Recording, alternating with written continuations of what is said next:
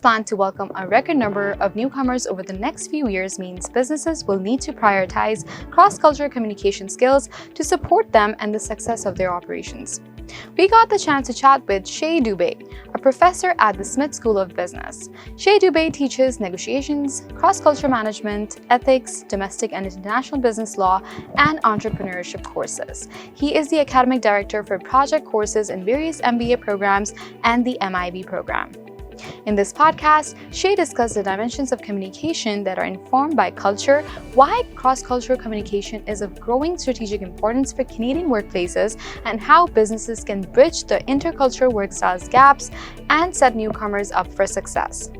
Hi, Shai. On behalf of Canadian SME, I'd like to welcome you to our small business podcast. How are you today?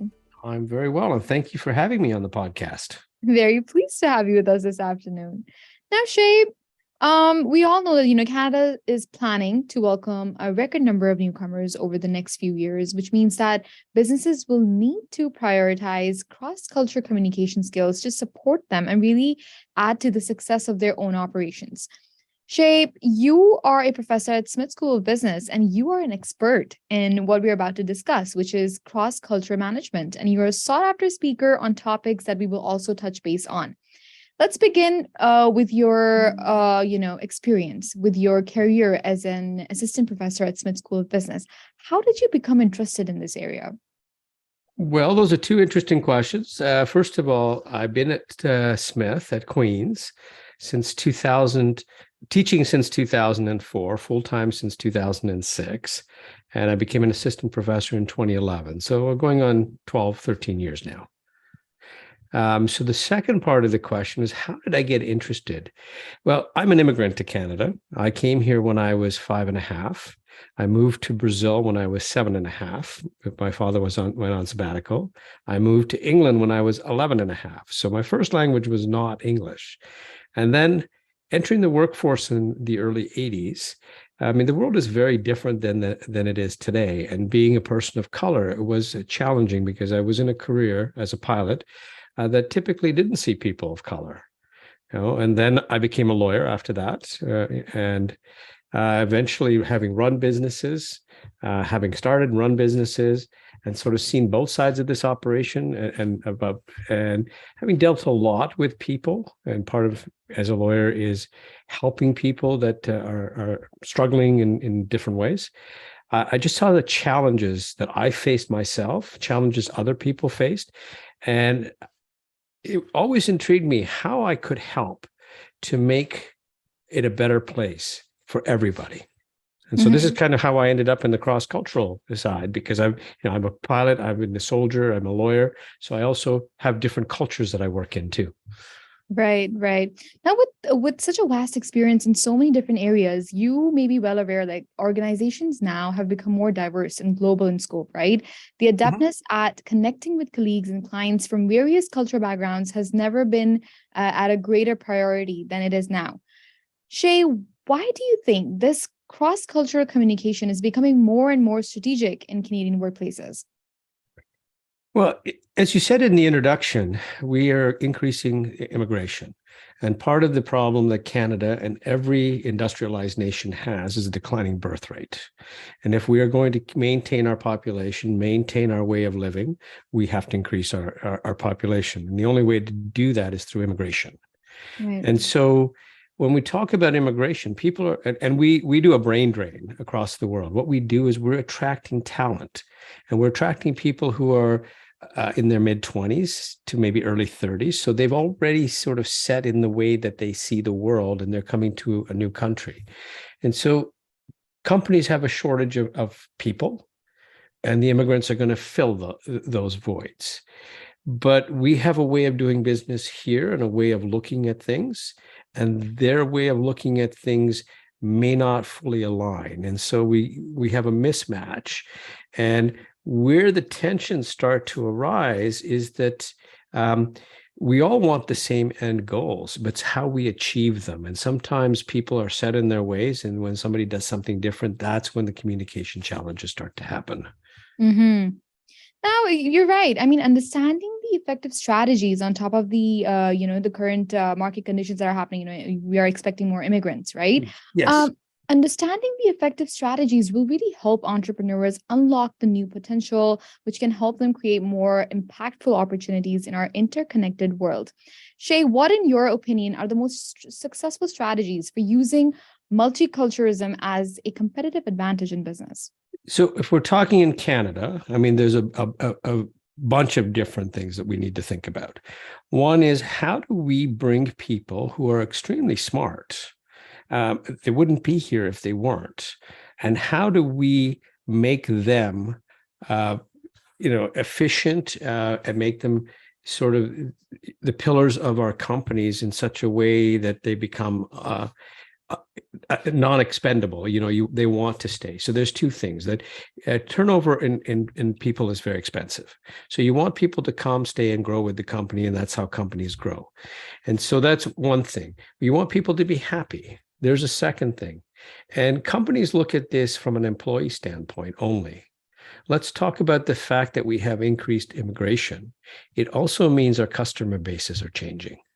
So those same people whom you are hiring to be your employees and maybe the future of your company come from cultures that are also buying your products or services. So do you know how to sell to them? Do you know how to service them at the same time? So having these people inside your business gives you an understanding of how do you deal with your changing customer base as well.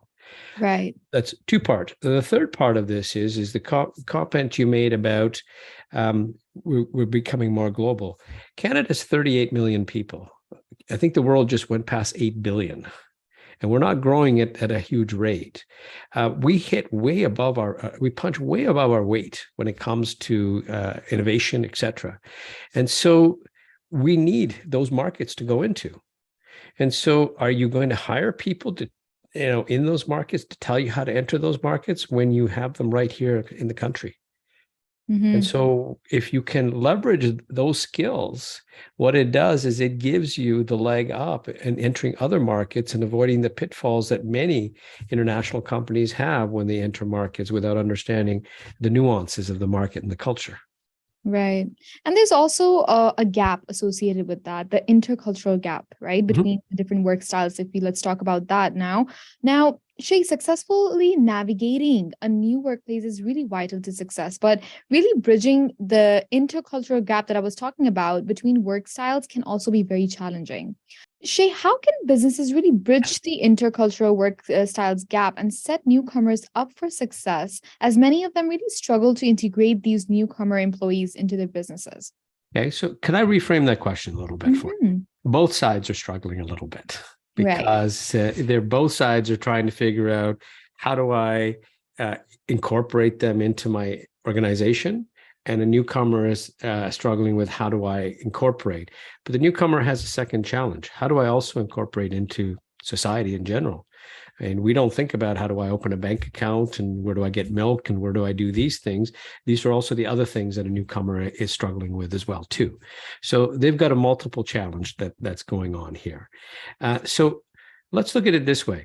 If we could go back to, I don't know, let's say sometime in the late 80s, early 90s, when we went away from pen and pencil and we went on to computers and to Word, it was a new system that came in place. What do we have to do? People resisted, but we trained everybody. Right? When we bring in a newcomer into our organization that doesn't know what we do, we spend the time training them. So this is just another skill set. This is just something else that we need to spend that time training people and making them understand that we're not trying to check the box. This is for everybody's benefit, and how that training is done. So there's the first part of the issue that can be easily dealt with, is just to take a look at the problem with a different set of eyes. Then when we get to that part of past that point, is then the next thing is, what are these differences? And so we think of differences as being a bad thing. But what if the differences are viewed as a different way of doing things? And maybe there's something to be learned from all the parties. And so instead of saying that you must adhere to this way of doing things, is maybe both sides have to talk about why we do things in a different way and say, well, I hadn't thought about that could be a different way to do something. So again, we take this from a negative into a positive, and when somebody's ideas are brought into the workplace, and people can talk about them, and maybe the outcome is no, it doesn't work, but at least somebody has had a chance to be heard. And we all want to be heard, and we all want to be part of an organization that makes us feel that, we belong. No, I can't agree more. Really, by providing the right tools and guidance, I feel like businesses will be well positioned to really bridge differing, cultures in order to really optimize their performance across cultural boundaries. Now, Shay, as we wrap up our conversation, what specific suggestions do you have for employers that can aid them in incorporating cross-cultural communication skills into their organizations? That's a fascinating question because there's a lot of answers, but let me see if I can start sort of from the beginning. When you are hiring somebody or looking to fill a vacancy, what are the skill sets you're looking for, first of all? Okay, that should be well defined. But are you asking the right questions to elicit the skills out of the candidate that you're interviewing? Because our questions may be biased. They may be biased towards the Canadian culture, and we might miss certain nuances that another culture may not be able to explain things the way we see it.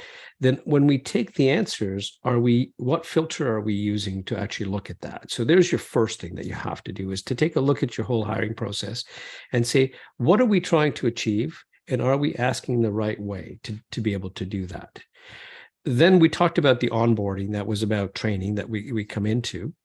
So when we talk about communication, for example, one can't forget that if English is not a first language for somebody, that they may be slowing down because they're translating in their heads. So if you're asking a team, for example, for their ideas, you have to give people the time to respond. And especially people that don't have English as a first language, because if you cut those people off, you may think we're being efficient, but what you're really doing is sending an interesting signal to somebody because you're not listening to them and they don't feel heard. They don't feel part of the family at that point.